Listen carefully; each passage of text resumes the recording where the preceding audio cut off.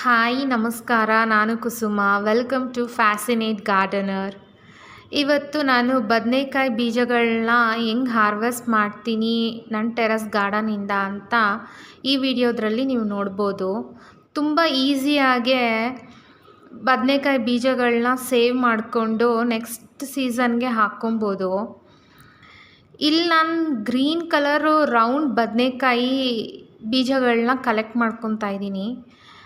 ಗಿಡದಲ್ಲಿ ಒಂದು ಒಳ್ಳೆ ಹೆಲ್ದಿಯಾಗಿ ದಪ್ಪವಾಗಿರೋ ಬದನೆಕಾಯಿ ಸೆಲೆಕ್ಟ್ ಮಾಡಿಕೊಂಡು ಅದನ್ನು ಚೆನ್ನಾಗಿ ಹಣ್ಣಾಗೋವರೆಗೂ ಬಿಟ್ಟಿದ್ದೆ.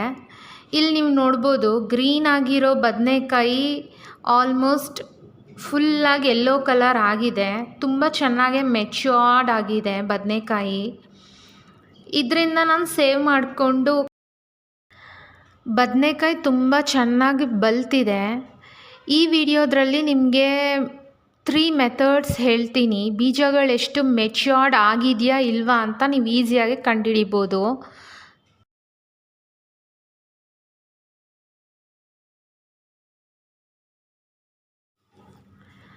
ಫಸ್ಟ್ ಮೆಥಡು ಈಸಿಯಾಗಿ ನೋಡೇ ಕಂಡುಹಿಡಿಬೋದು ಬದನೆಕಾಯಿ ಬೀಜ ಮೆಚ್ಯೂರ್ಡ್ ಆಗಿದೆಯಾ ಇಲ್ವಾ ಅಂತ.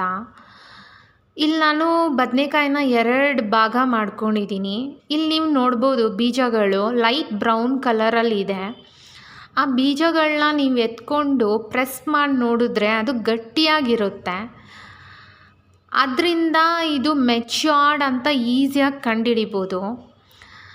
ಅಕಸ್ಮಾತ್ ನಿಮ್ಮ ಬದನೆಕಾಯಿ ಬೀಜಗಳು ಏನಾರ ಬಿಳಿಯಾಗಿದ್ದು ಆ ಬೀಜಗಳನ್ನ ನೀವು ಪ್ರೆಸ್ ಮಾಡಿ ನೋಡುವಾಗ ಅದು ಸಾಫ್ಟಾಗಿದೆ ಅಂದರೆ ಆ ಬೀಜಗಳು ಬಲ್ತಿಲ್ಲ ಅಂತ ಅರ್ಥ. ಬಲ್ತಿಲ್ಲ ಅಂದರೆ ಅದರಲ್ಲೇನು ಗಿಡಗಳು ಬರಲ್ಲ.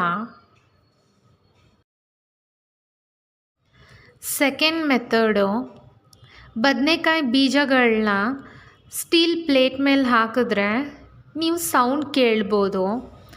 ಅದರಿಂದ ಈಸಿಯಾಗೆ ಕಂಡುಹಿಡಿಬೋದು ಇದು ಬೀಜಗಳು ಬಲ್ತಿದೆ ಅಂತ.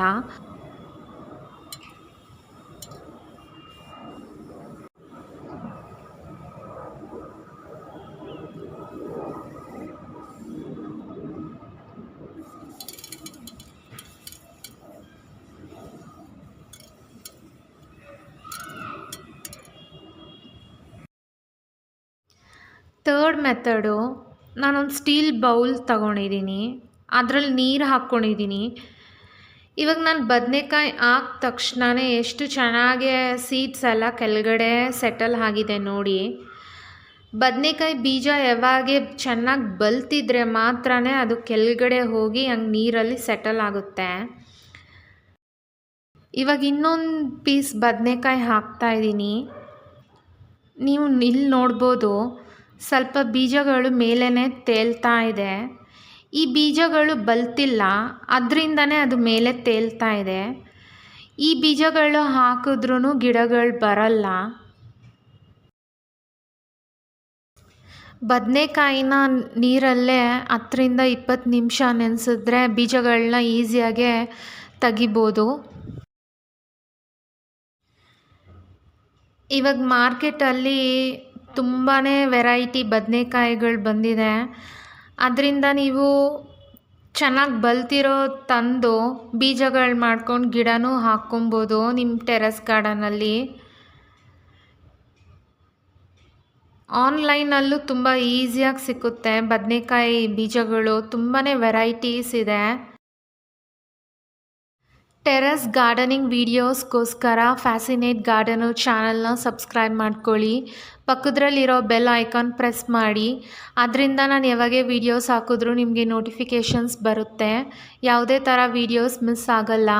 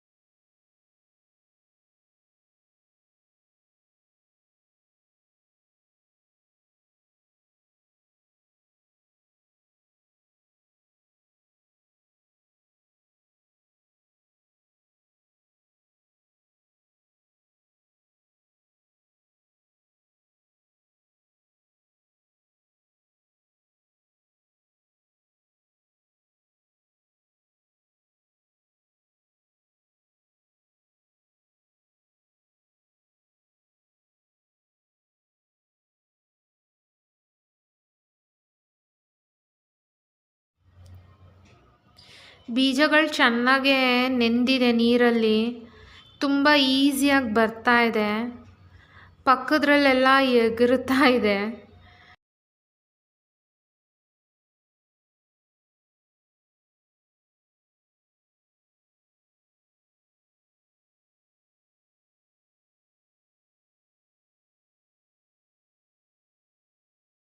ಇಲ್ಲಿ ನೀವು ನೋಡ್ತಾ ಇದ್ದೀರಲ್ವಾ, ಮೇಲೆ ಎಲ್ಲ ತೇಲ್ತಾ ಇದೆ.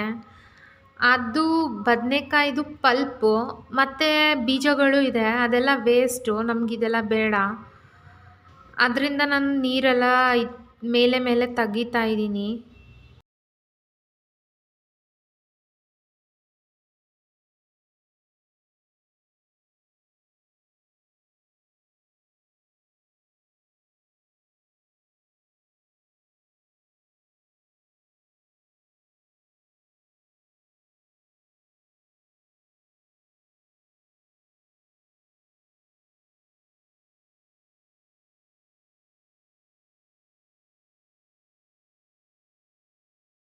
ಇದು ಬಂದು ಬದನೆಕಾಯಿ ಪಲ್ಪು.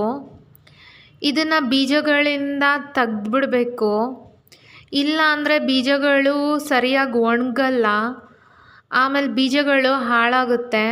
ಅದರಿಂದ ನಾನು ಒಂದು 3 ಸತಿ ಚೆನ್ನಾಗಿ ನೀರು ಹಾಕಿ ತೊಳ್ಕೊತಾ ಇದ್ದೀನಿ. ಈ ಬೀಜಗಳನ್ನ ನೀವು 3 ವರ್ಷವರೆಗೂ ಸೇವ್ ಮಾಡಿಕೊಂಡು ಗಿಡಗಳು ಹಾಕ್ಕೊಬೋದು.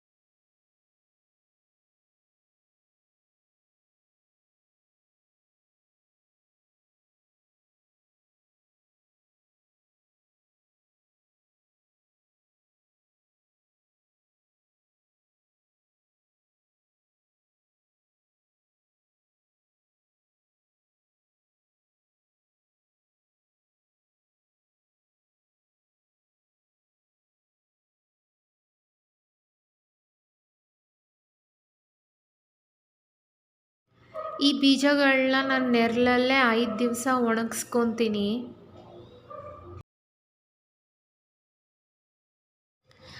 ಬದನೆಕಾಯಿ ಬೀಜ ತುಂಬ ಚೆನ್ನಾಗಿ ಒಣಗಿದೆ. ನಾನು ಜಿಪ್ಲಾಕ್ ಕವರ್ಸಲ್ಲೇ ಬದನೆಕಾಯಿ ಬೀಜ ಸೇವ್ ಮಾಡ್ಕೊತೀನಿ.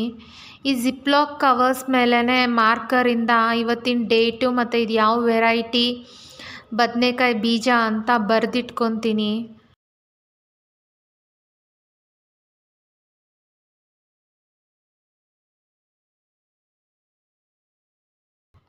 ಈ ವಿಡಿಯೋ ನಿಮ್ಗೆ ಇಷ್ಟ ಆಗಿದ್ದರೆ ಲೈಕ್, ಶೇರ್, ಕಮೆಂಟ್ ಮಾಡಿ. ಮತ್ತೆ ಸಿಗೋಣ. ಬಾಯ್. Thanks for watching.